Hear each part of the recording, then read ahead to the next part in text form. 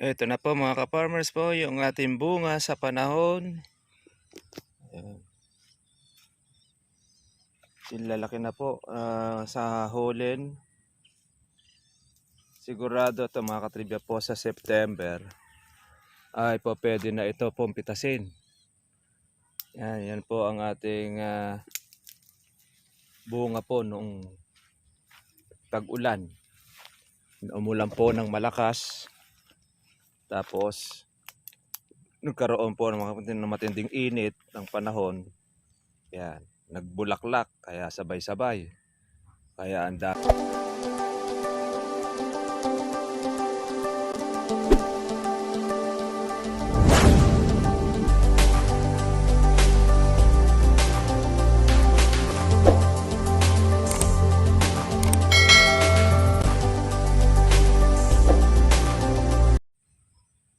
Ito na po mga ka-farmers po yung ating bunga sa panahon. Ayan. Lalaki na po sa hulin. Sigurado ito mga katribya po sa September ay po pwede na ito pong pitasin. Yan po ang ating bunga po noong tag-ulan. Umulan po ng malakas. Tapos nagkaroon po ng matinding init ng panahon.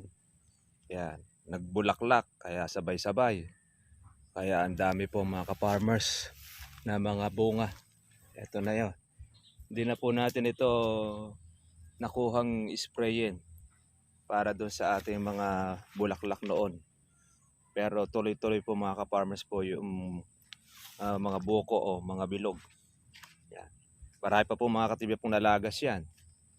Pero pansinin ninyo, puno ng bunga.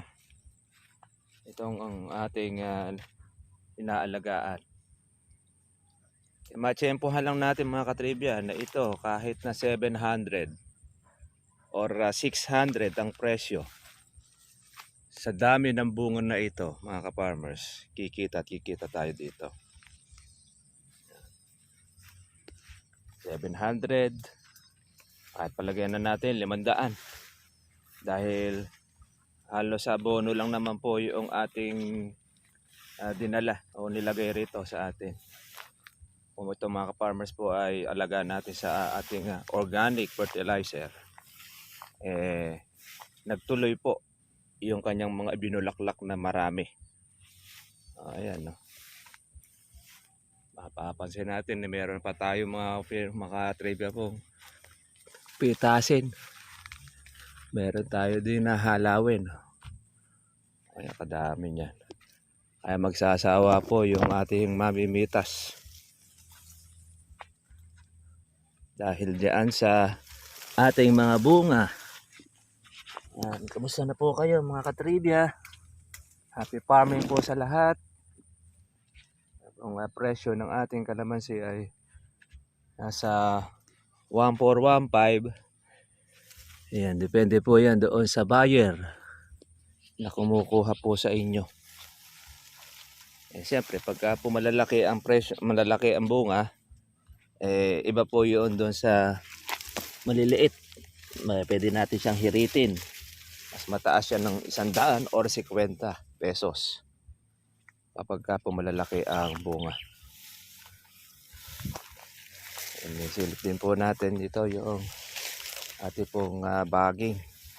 Matagal-tagal tayo hindi kakalusong dito. Pati bagging natin ay matataba. Ayan. Tsaka ito yung ating fungus, yung nasasangang tuyo.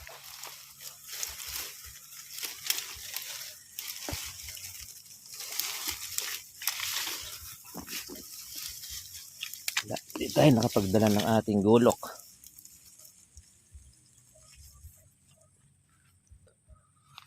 Ganito mga maliliit, madali na nating pigtasin. Nakadami po nung mga gahuli natin.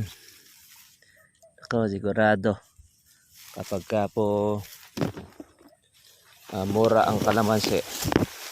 Sigurado puno ng bunga. Dahil lahat, pati yung nasa paso, ay mayroong bunga.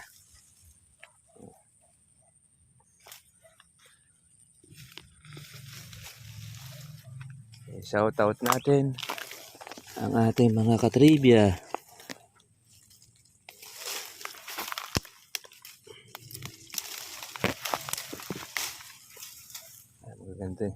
Magagaling yung mga baging na ito.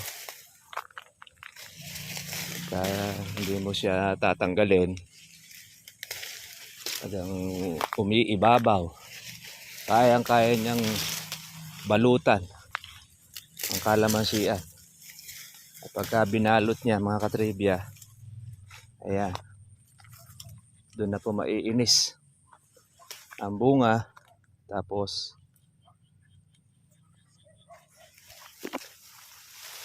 yan na yung malalaglag mga katribya.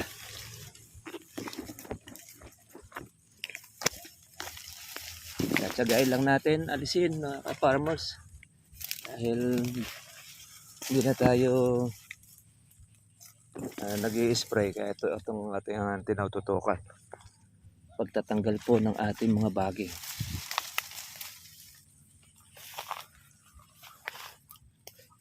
Pagka naalis na yun, kahit di na po natin siya matanggal, sa taba ng lupa natin, pati ugat po ng baging haba.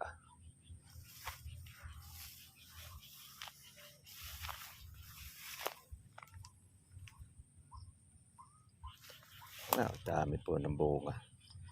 Ay masisiyahan ka mga ka-farmers. Meron tayong katribya na ang problema ng kanyang kalamansi, meron pong mga white flies sumalakay sa kanya.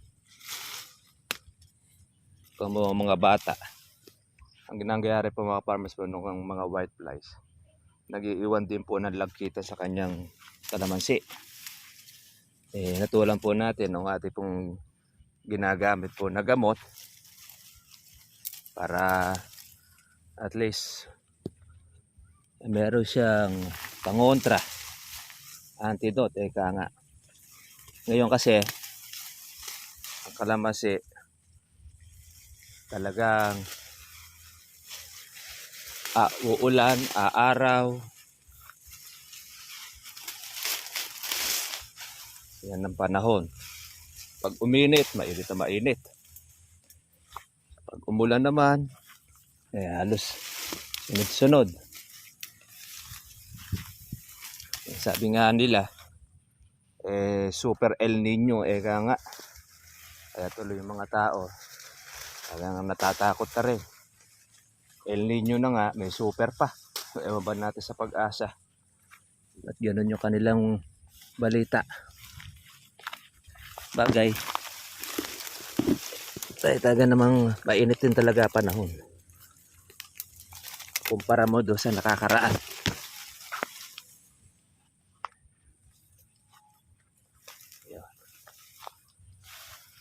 Tanggal natin ang baging.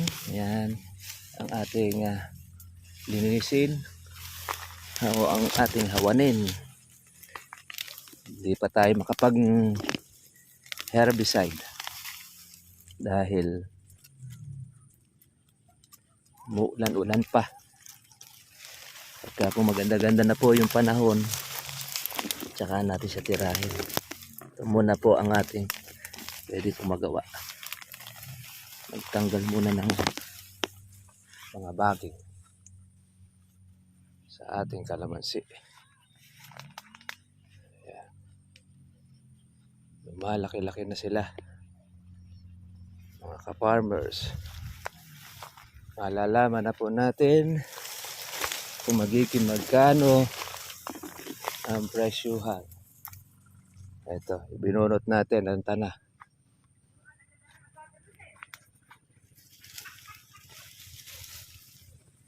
Basta't nakuha natin yung kanyang pinakaugat, kahit na marami pa siya, ay unti-unti na siyang nalalanta. Pero kaya po ay ating i-herbicide. Mga katribya, hindi natin agad-agad madadali. Basta-basta.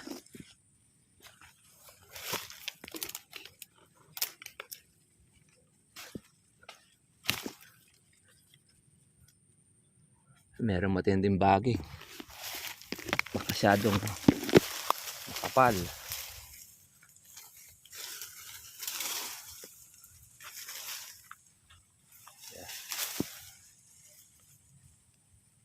Okay. Ito. Ito madali lang na itong patayin eh.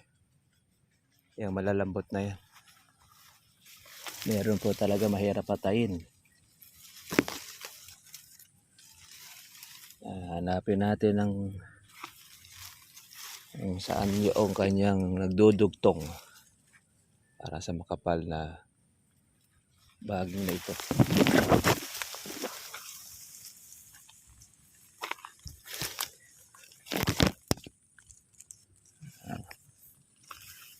Bunot na natin.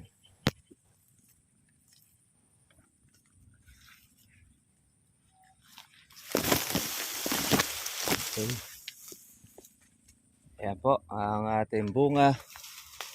Kalamansi natin ay yung mahaba pa po itong ating paghihintay. Pero pwede na rin naman tayo na humalaw na. Makakakuha rin tayo dito ng ating ang maintenance, mga katribya. Ayan. Kaya shoutout natin yung taga San Ildefonso. At natapos na rin yung kanilang pitasin. Natira lang po yung bandang itaas. Nag-produce na lang po natin siya ng hagdan para makuha po yung nasa ibabaw. Sayang po kasi yung ibabaw ng bunga kapag hindi po mapipitas. Ayan ang kapal ng bunga niya, mga ka-farmers. Kaya po napakasarap pong pitasin ito pag lumaki. Kaya lang hindi natin alam kung magiging magkano. Sana ay bumaba, wag naman sana siyang sumagad. Ang baba niya. Okay na yan kahit 1,000. Mga ka-farmers. Paano mga ka-farmers, mga ka-trivia, kita po tayo po bukas para susunod po natin vlog. Ang ating pong presyo ay nasa 1,415. Depende po sa mga buyer po sa inyo pong lugar. At yun po halos doon nagkakaroon po ng presyo po nito. Pero depende po sa amin, lalo na po sa bagsakan, pagka po maraming dating, baba ang presyo. Pero pagka konti ang dating, ay misang mihigit pa doon sa 1,500, yun pong kalamansi. Okay. Sige po mga ka-farmers, kita po tayo po bukas. God bless po sa inyong lahat at magandang araw po.